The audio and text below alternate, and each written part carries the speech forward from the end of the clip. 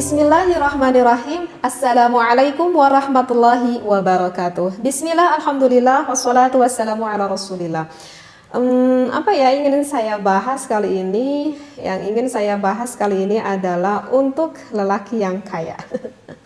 Kenapa saya bilang lelaki yang kaya itu karena kaya karena banyak istrinya. Oh, berarti kita udah paham ya. Yang ingin saya bahas kali ini adalah untuk suami yang berpoligami. Berpoligami di dalam Islam itu bukanlah hal yang dilarang, meskipun bukan pula dianjurkan.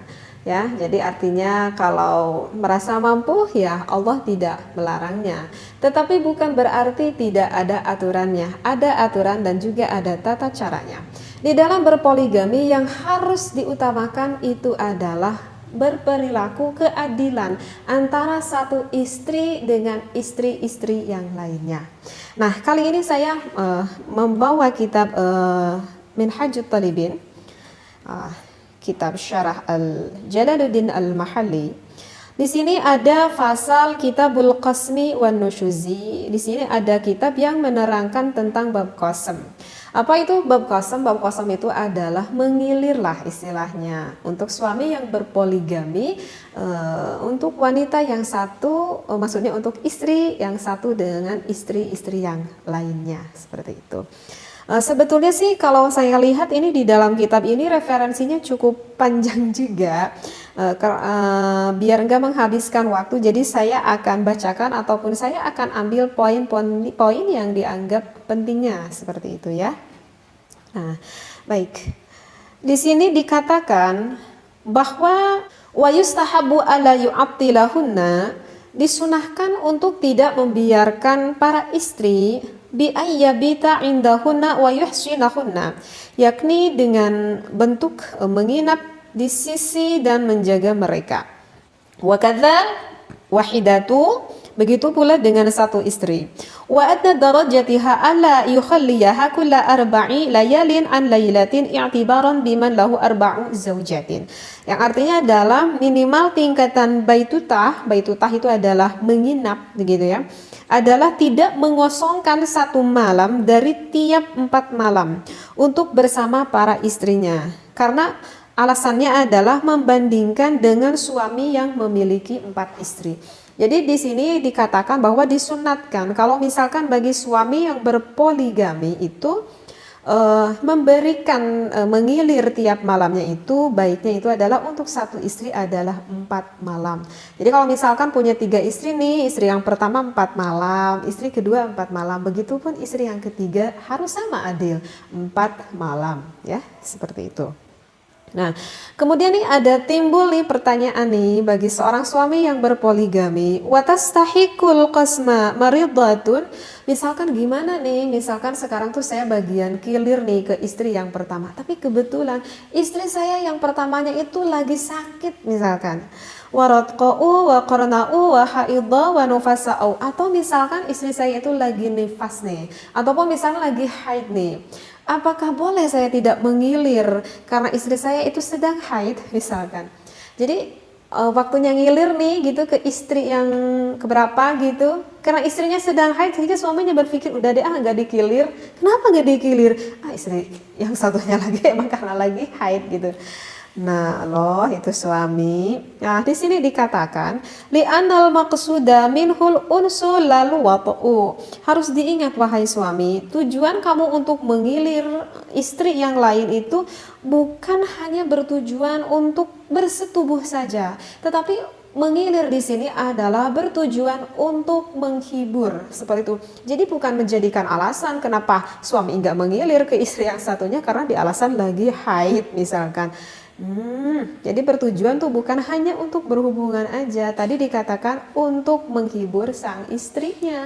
Karena kan yang dibutuhkan kan bukan hanya itu saja bagi sang istri. Kewajiban loh bagi suaminya untuk memberikan ilmu kepada istrinya. Ataupun kalau misalkan udah punya anak, berkewajiban harus memberikan ilmu tentang agama kepada anaknya. Kan bukan hanya nafkah batin saja, nafkah lahir pun kan itu adalah kewajiban suami terhadap istri-istrinya tersebut. Ya, jadi jangan menjadikan alasan nih kalau misalkan istrinya lagi sakit, lagi haid ataupun lagi nifas lah, seperti itu. Nah, kecuali kalau misalkan La nasyizatun, tidak kalau untuk istri yang bernusyuz. Sebenarnya ada timbul lagi nih pertanyaan nih biar lebih paham. Bagaimana kalau misalkan ada seorang istrinya itu yang lagi nusyuz nih, misalkan salah satu istrinya itu lagi nusyuz nih. Di sini dicontohkan misalkan nusyuznya itu dikarenakan ay kharijatun an ta'ati zauji. Ka'an kharajat min maskanihi bi ghairi idnihi. Misalkan ada seorang istri yang keluar dari rumahnya tanpa seizin dari suaminya. Artinya istri keluar dari rumahnya itu misalkan mau pergi deh ke suatu tempat gitu ya. Sedangkan suaminya itu tidak meridhoi kalau istrinya tersebut pergi ke tempat itu. Tempat apalah saya juga diibaratkan lah seperti itu. Nah, kalau kekeh aja istrinya keluar tanpa ada izin dari suaminya, maka itu wanita tersebut sudah melakukan dosa yang dinamakan dengan nusyuz tersebut, ya. Paham ya?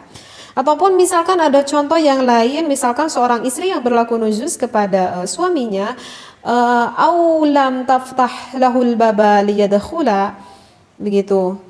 Misalkan seorang suaminya itu mau datang gitu ke salah satu istrinya, misalkan untuk bagian kilir nih, misalkan sang suaminya tuh udah beres nih kilir ke istri yang ketiga gitu ya, keren banget nih. Misalkan mau kilir ke bagian istri yang pertama gitu. Misalkan istri yang pertamanya itu lagi kesel banget, lagi ngambek banget gitu ke suaminya, seperti itu ya. Sampai-sampai ketika suaminya mau menggilir, istrinya itu gak mau ngebukain pintu tuh sama suaminya gitu. Gak mau, dibiarin aja gitu, biarin aja suaminya biar gak bisa masuk gitu, dibiarin aja di luar.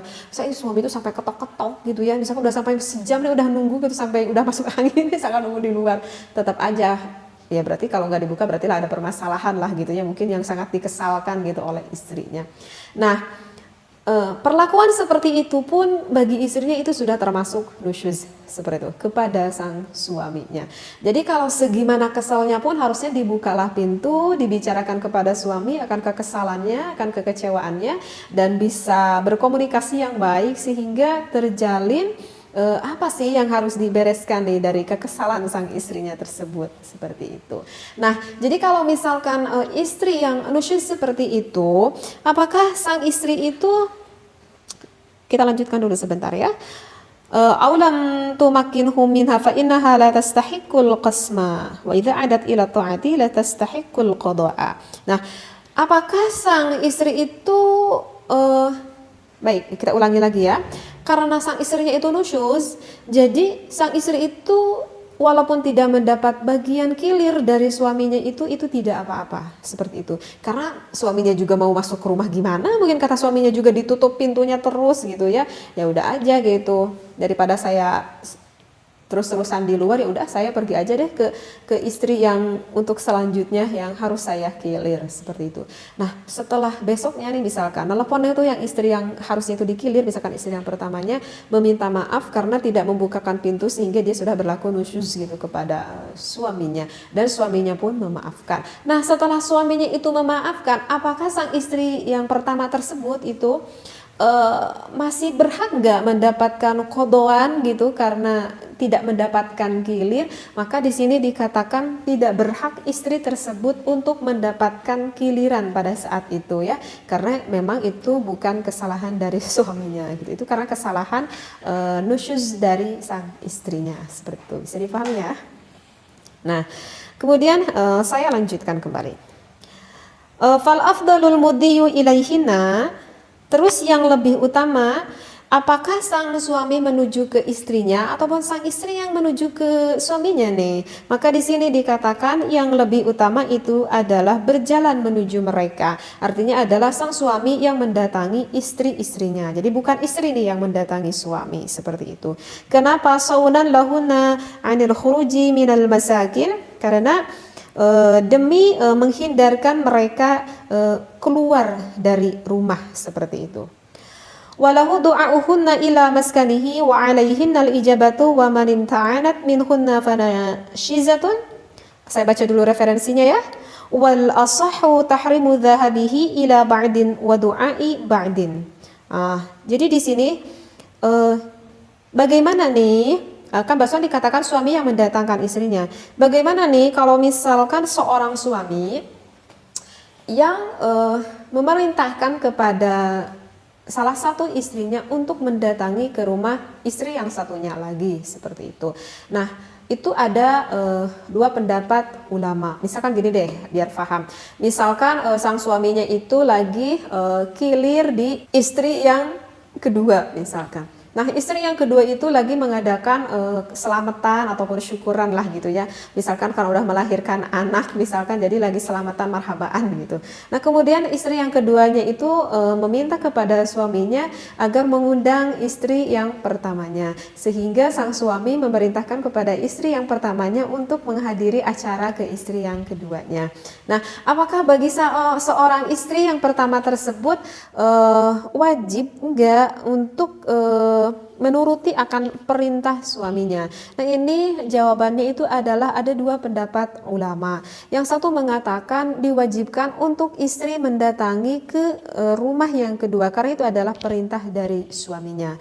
Tetapi untuk pendapat ulama yang satu lagi itu tidak diwajibkan. Jadi diperbolehkan walaupun itu adalah perintah dari suaminya jika istri yang pertamanya itu tidak merasa ridho gitu kalau mau sampai datang ke sana gitu ya, nggak tahu kenapa gitu ya, ya mungkin saja gitu kan. Kita juga pernah gitu ya ngedenger gitu, misalkan ada suami yang berpoligami dan istri yang pertama itu memberikan ridho lah istilahnya kepada suaminya untuk berpoligami. Ya sok kamu tuh boleh berpoligami, tapi dengan syarat saya tuh gak pengen lihat istri yang kedua gitu ya. Dan saya juga gak pengen ngedenger misalkan tentang cerita tentang istri kamu yang baru itu misalkan. Mungkin aja namanya juga perasaan gitu kan, gak bisa dipaksakan, mungkin belum sesabar ataupun seridho sepenuhnya lah. Sehingga ya mau disuruh datang ya wajarlah kalau misalkan tidak mau. Nah, mungkin ulama yang satu lagi berpendapat karena ya menjaga akan perasaan sang istri tersebut, seperti itu ya. Bisa difahami di sini ya. Baik, kita lanjutkan lagi. Masih ada nih pembahasan yang lainnya. Kemudian kalau misalkan sang suami bepergian, apakah boleh sang suami itu membawa salah satu istrinya ya? Jawazu dzalika kama yajuzu lahul musafaratu bi ba'dihinna duna ba'din. Nah, di sini dikatakan ketika sang suami bepergian maka boleh tuh sang suami membawa salah satu istrinya. Tapi kalau adil kayaknya enaknya bareng-bareng gitu ya. biar merasa adil lah semuanya terbawa gitu. Sebenarnya sih referensinya itu masih panjang tapi nggak saya bacakan ya. Saya poin ininya aja deh, yang pentingnya aja gitu. Nah, kemudian ada satu lagi nih yang ingin saya bahas, bahwa di sini dikatakan wa yahrumu ayyuqima bimaskani wahidatin wa yad'uwahunna. Haram untuk bermukim di tempat tinggal salah satu. Jadi artinya begini deh ya. Ayil baqiyati ilaihi. Ini terlalu panjang nih referensinya. Jadi begini, haram untuk suami mengumpulkan istri-istrinya itu di dalam satu rumah. Kecuali, tapi ada kecuali nih, kecuali kalau misalkan istri-istrinya tersebut itu ridho untuk dikumpulkan satu rumah. Misalkan suaminya itu punya istri 3 gitu ya, tapi istri-istrinya itu gak mau untuk dipersatukan di dalam satu rumah. Maka kalau misalkan istri-istrinya itu gak mau disatukan di dalam satu rumah, maka wajib untuk suaminya mencarikan rumah yang lainnya.